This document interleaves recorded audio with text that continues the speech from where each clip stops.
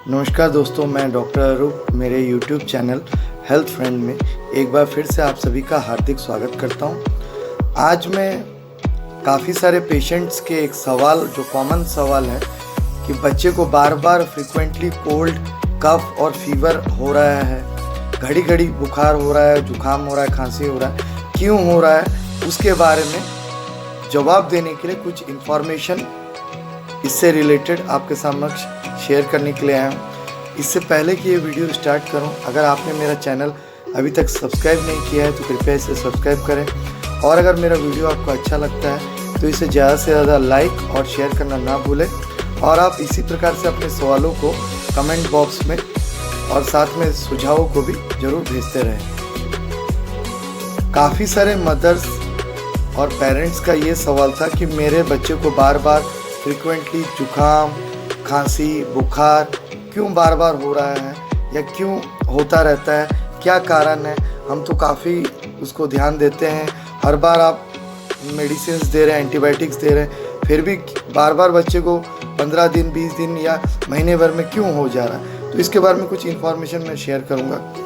देखिए, सबसे पहले आपको समझना पड़ेगा कि कॉमन कोल्ड या अपर रेस्पिरेटरी ट्रैक्ट इन्फेक्शन जो है, ये बच्चों में सबसे कॉमन इलनेस माना जाता है, कॉमन बीमारी आप मान सकते हैं इसको। ज़्यादातर बच्चों को जो है साल में 6 से 8 बार तक कॉमन कोल्ड, जुकाम और खांसी वगैरह जुकाम के बाद, और कई बार हल्के बुखार वगैरह ये आ सकते हैं। ये एक कॉमन इलनेस है। 6 साल से ऊपर वाले बच्चों को ये फ्रीक्वेंसी कम हो जाता है, वो साल में 1 से 2 बार उनको कोल्ड, कफ, खांसी, बुखार आने की संभावना रहती है। लेकिन 6 साल से जो नीचे वाले बच्चे हैं वो बच्चों को साल में 5-7 बार ये दिक्कत आ सकता है। बच्चों में ये प्रॉब्लम आने का बहुत हद तक जो है कारण मौसम और एनवायरमेंटल फैक्टर भी माने जाते हैं। कई बार विंटर के शुरुआत में और विंटर जाते जाते गर्मी की शुरुआत में भी बच्चे ज़्यादा बीमार पड़ सकते हैं। कई बार किसी लोकेलिटी में वायरल इन्फेक्शंस फैला हुआ है, तब भी इस तरह के लक्षण जो है बच्चों को एक इंसान से दूसरे इंसान या एक बच्चे से दूसरे बच्चे के शरीर में जा कर के भी उनको वायरस के प्रभाव से भी ये चीज़ हो सकता है। कॉमनली वैसे तो 200 से ऊपर वायरस हैं जो एयर में मौजूद रहते हैं, लेकिन कॉमन कोल्ड का जो वायरस है वो राइनो वायरस होता है, जो नाक और मुंह और हाथ के माध्यम से शरीर के गले में, नाक में और मुंह में जा कर के इन्फेक्शन पैदा करता है। फिर फेफड़े में भी उस इन्फेक्शन का प्रभाव पड़ के खांसी में तब्दील हो जाता है। ये अक्सर जो है जो वायरस है वो एयर के कांटेक्ट से, थ्रू एरियली सांस के माध्यम से हम जो ब्रीदिंग लेते हैं उस प्रोसेस के थ्रू से भी हमारे शरीर में प्रवेश करता है। कई बार डायरेक्ट कांटेक्ट से भी होता है। किसी इंसान को या किसी बच्चे को जुकाम, खांसी हो रखा है और उसने हाथ अच्छे से धुलाई नहीं किया, तो उसी बच्चे को किसी दूसरे बच्चे ने, भले ही वो स्वस्थ बच्चा था, उसने उससे टच किया, तो उस जुकाम को टच करने के बाद फिर उसी हाथ से अपने नाक या मुंह में हाथ लगाया या आंखों में लगाया, तो फिर वो भी बच्चा इन्फेक्टेड हो सकता है। इसीलिए बच्चे को क्या हाइजीन का जो एक जानकारी है और हैंड वॉश का, ये शुरू से देते रहना चाहिए। बच्चों में क्या है, बीमारी से लड़ने वाली ताकत, रेजिस्टेंस कैपेसिटी या इम्यूनिटी थोड़ा कम रहता है। सीजनल फैक्टर्स भी ऐसे हैं, कई बार एक ही दिन में बारिश हो जाना या कई बार बार धूप और बारिश का चेंजिंग होते रहना, एक हफ्ते के अंदर ही कई बार बारिश और कई बार धूप, इस तरीके के भी सिचुएशन के वजह से भी कई बार कोल्ड कफ का इन्फेक्शन हो जाता है। स्कूल गोइंग जो बच्चे हैं 6 साल से नीचे वाले, अक्सर वो बच्चे क्या हैं, बीमारी की हालत में भी अगर पेरेंट्स ने उसे स्कूल में भेज दिया तो एक अस्वस्थ बच्चे से स्वस्थ बच्चे में भी वो कांटेक्ट हो करके बीमारी आ सकता है।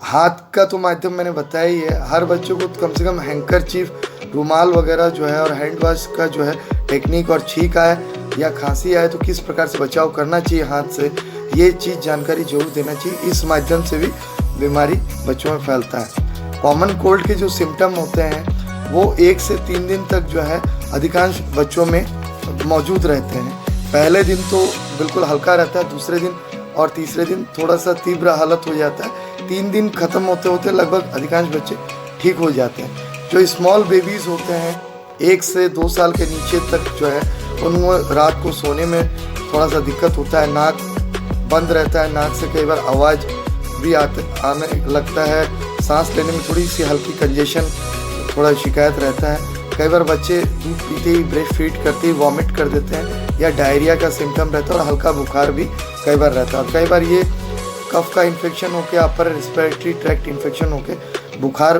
थोड़ा ज़्यादा भी आने लगता है।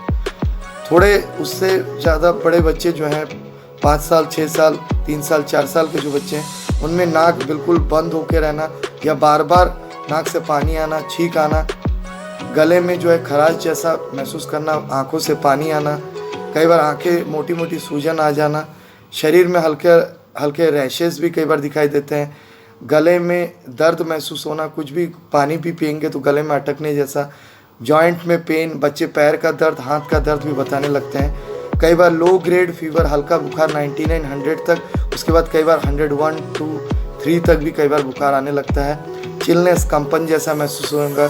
शरीर का ऊपरी हिस्सा जो है पेट और जो सर है, फेस वाला हिस्सा है वो ज़्यादा हीटअप होने लगता है और बराबर जो है नाक से पानी जैसा शुरुआत में, उसके बाद में गाढ़ा पीलापन जैसा कफ भी, स्पूटम भी आने लगता है और बिल्कुल थकावट जैसा बना रहता है। ये आमतौर पे लक्षण जो है ये आते हैं जो बच्चे 3 4 5 6 साल के बच्चे होते हैं उनमें ये कोल्ड के इन्फेक्शन से इस तरह के लक्षण पाए जाते हैं। अब मैं प्रिवेंशन के बारे में बताऊं तो सबसे पहली चीज़ है किसी भी बच्चे को भी अगर जुकाम हो रहा है, अगर वो 6 मंथ प्लस है तो उसको पानी का कंजम्पशन बच्चे को ज़्यादा देना चाहिए, कोशिश करना चाहिए लिक्विड डाइट का ज़्यादा प्रयोग कराया जाए। रूम में कोई भी डस्टिंग वगैरह साफ़ सुथरापन इस तरीके से ना करे जिससे डस्ट बच्चे के नाक में या मुंह में चला जाए या कोई इसी प्रकार का इन्फेक्शन का खतरा रहे।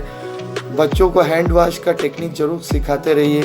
थोड़े बड़े बच्चे हैं तो उनको हैंकरचीफ, रुमाल को मुंह के सामने रख करके छींक को कैसे रोका जा सकता है, खांसी को रोका जा सकता है ये बताएं। कफ को कहाँ पर थूक के फेंकना चाहिए ये प्रॉपरली नॉलेज में डालना चाहिए। आँखों को बार बार ना छुए, नाक में बार बार हाथ ना डालें, इवन मुंह के अंदर भी बार बार कोई भी चीज़ ना डालते रहे बिना हैंड वॉश किए अच्छे से। ये चीज़ों का नॉलेज बच्चों को देना चाहिए। बीमारी हालत में इंडोर ही रखने की कोशिश करना चाहिए। जो थोड़े बड़े बच्चे हैं उनको स्टीम इनहेलेशन करना चाहिए, मेंथोल वगैरह पानी में डाल करके भी स्टीम ले सकते हैं। नॉर्मली जिंजर या आप जो है तुलसी का जो है काढ़ा जैसा बना करके, जो हमारे ट्रेडिशनल सिस्टम ऑफ मेडिसिन या आयुष मंत्रालय द्वारा भी बताया जाता है, अब इनको भी प्रयोग करा सकते हैं बच्चों को। और बेहतर है कि आप चिकित्सक के परामर्श के तहत ही ट्रीटमेंट को लीजिए। कई बार आप मेडिकल शॉप से एंटी एलर्जिक मेडिसिन ओवरडोज कर लेते हैं, तब खांसी का इन्फेक्शन रेस्पिरेटरी ट्रैक्ट में ज़्यादा ही हो जाता है, ब्रोंकाइटिस तक भी हो जाता है। बेहतर है चिकित्सक के मार्गनिर्देशन में आकर के उसका उचित इलाज और उचित दवाइयों के माध्यम से, मैनेजमेंट के माध्यम से बच्चा जल्दी स्वस्थ हो सकता है। तो मैं उम्मीद करूँगा मैंने जो जानकारी आपको दिया है इस जानकारी को आप पूरी तरह से पालन करेंगे और बच्चों को भी हैंड वॉश, हाइजीन मेंटेन करने के बारे में अभी से आप गाइड करेंगे तो आपका बच्चा और परिवार दोनों ही स्वस्थ रह सकते हैं। अगर आपको किसी भी प्रकार की स्वास्थ्य संबंधी समस्या है या आप मुझसे फ़ोन के माध्यम से संपर्क करना चाहते हैं तो मेरा व्हाट्सएप नंबर मेरे यूट्यूब चैनल, इंस्टाग्राम और फेसबुक में भी दिया हुआ है। तीनों क्लिनिक्स के एड्रेस भी दिए हुए हैं, वहाँ से भी आप मुझ तक संपर्क कर सकते हैं। धन्यवाद, नमस्कार, जय हिंद।